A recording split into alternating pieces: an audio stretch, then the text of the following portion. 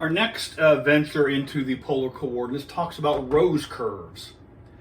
Now, rose curves are any curve of this form, a sine of n times theta, a cosine n times theta, as long as n is bigger than or equal to 2, and a can be either positive or negative, it doesn't matter. It could be 0, but that would be particularly uninteresting. What we have here is a specific case. A is 3, and then we have cosine 2 theta, so n is 2. And first time through the mix, we're going to choose a value for theta and generate a value for r. Suppose, and here's my polar axis, I'm going to put the coordinate system on here so we have some referencing to do, a frame of reference. All right, so if theta is 0, 2 times 0 is 0, right? Cosine of 0, we know cosine of 0. Cosine of 0 is 1, and then 1 times 3 is 3. So when you go aiming in the 0 direction, the distance we go is, let's say this is distance 3. All right? 3. I know this 2 theta is playing for me here, so let's do this. Let's go pi over 4. Again, you don't need to plot points. I'm just showing you where this comes from so you get used to it. If you wanted to get the graph of this thing, yeah, you could plot this if you wanted to. But what I would do is find a machine, either a calculator or a computer system, that would draw the graph for you. But for the record, here's how this is done. Pi over 4, 2 times pi over 4 is pi over 2. Cosine of pi over 2 is 0. 0 times 3 is 0. So when you aim in the pi over 4 direction, the function value is 0. So what that means is well, I have it right here. As you sweep through the first half of the first quadrant, the function value starts at 3, but goes down to 0. All right. So now the next piece is a pi over 4. Let's go pi over 2, see what that does for us. What is cosine? Let's see, first off, what's 2 times pi over 2? 2 times pi over 2 is, what do we have here? 2 times pi over 2, yeah? Pi. What's cosine of pi? Cosine of pi is negative 1. Negative 1 times 3 is negative 3. So when we're aiming in the pi over 2 direction, the function value we march off with, we pace off negative 3 units. All right? This is not drawn particularly well, but that's the idea. Should be a little smoother than that. Make this a little nicer too.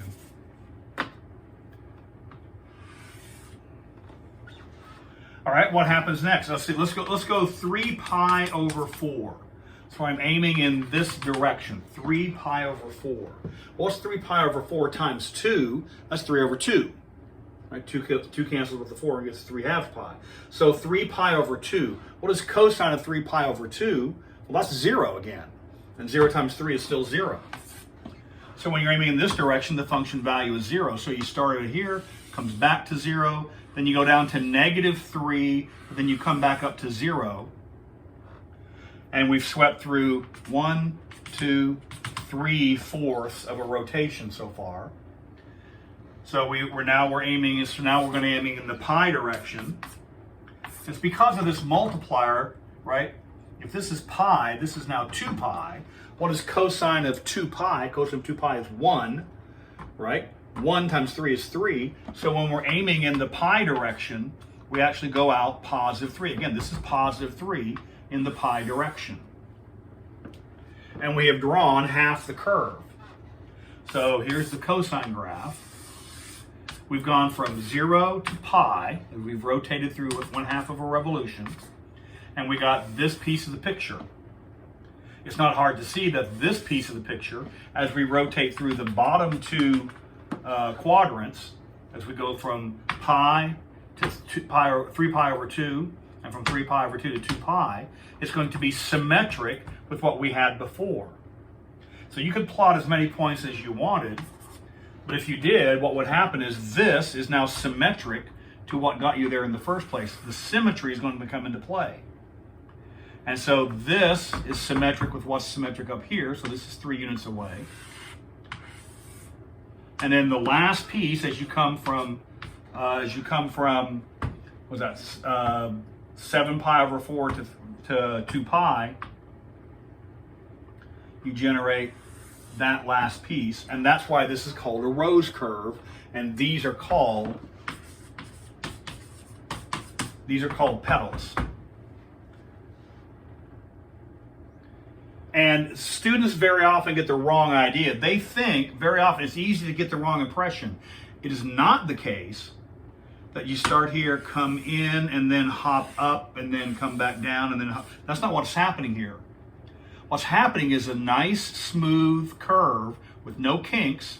You start here, and we saw it goes down and up here, and then finishes that off with no kinks in the. Now, my picture is bad because I'm drawing it freehand, but there are no corners in that picture. There's no kinks. There are no points of discontinuity because this function is continuous everywhere. Not continuous. This is differentiable. There are no points of where the derivative fails to exist. This is differentiable everywhere. And so this is called a rose curve. Each one of these is called a petal. And there's symmetry happening all over the place. One of the things we use this for is practice. You might be asked to find the surface area of one of the petals. Well, there are several ways to do that, and we'll talk about that later. But the key is, because it's symmetric, it is in this particular case, it can be thought of as, instead of trying to find the area of the entire petal, what you can do, if it is more convenient, and very often it is find the area of half of a petal and then double it. So just like you can use symmetry, suppose you're trying to find the area under this parabola. Well, what you could do is just find that area and then double it. That might be easier because it's particularly easy to use 0 as one of the limits of integration. Well, here it might be easy to use 0 as one of the limits of integration because we're aiming in the 0 direction. And so there's symmetry all over the place, and we can use that symmetry to advantage.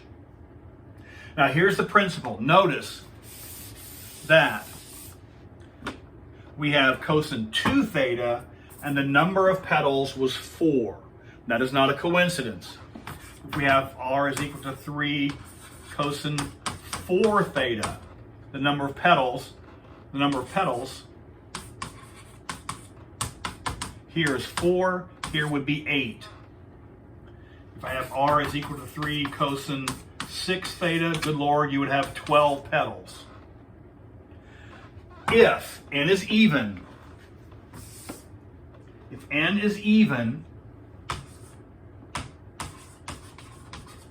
that means there are 2n petals.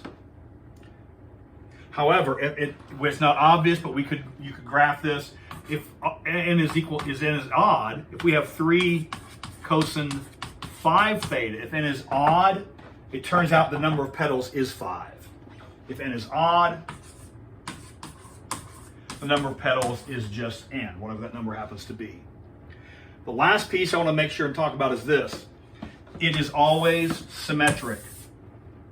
So if there are 4 petals, they are distributed at fourths of one complete revolution. It's convenient to think of this in degrees very often. And so the angle between these petals is, if there are 4 of petals, the angle between them is 360 divided by 4, or 90 degrees.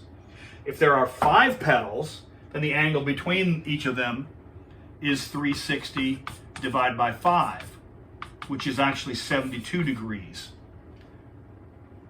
If there are, and there's nothing magic about cosine, it also works with sine. This number is irrelevant. This number could be anything. So I can say this is 10, it doesn't matter. This is sine of 3 theta. There are going to be 3 petals, and the angle between them is 360 over 3, because they're always symmetric. So the angle between any two petals is always 120 degrees if there are 3 of them. So that's always the case. Take the number of petals, divide that into 360, and that'll tell you the angles between the petals. All right? Notice that the length of the petal is 3. That's what this constant multiplier gives you. This constant multiplier just gives you the length of the petal. This would be petals of length 10. They would be gigantic if it were the right. It's not. That's the wrong function. But the length of these petals would be 10. Let me put cosine back in here. And so the length of those petals would be 10 as opposed to 3. If we had this same picture, but 1, or let's say 1 cos, or just cosine of 2 theta,